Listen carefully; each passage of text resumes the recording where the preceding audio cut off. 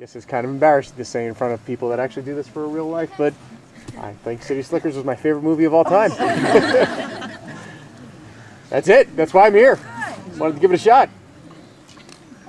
Ed? Am I up next? You surely are. I'm here because he thinks that City Slickers is his favorite movie of all time, and it's one of my best friends, so we're out here. He also did mention he's getting married in about a month or so, so we're here to congratulate him, wish him luck, and hang out, and before the kids come along and he can't do this anymore. So. But I'm Ed from New York. Oh, I know. You didn't clap. That's really bad. Hi, I'm Perry. I'm from Maryland. I'm with them. Just don't know why I'm here, but Don't know going along for the ride. That was beautiful, Perry. I know. I tried. Eloquent as always. Could have dragged it out a bit longer. Yeah. He's the writer of the bunch. I'm Todd. I'm Lee's brother.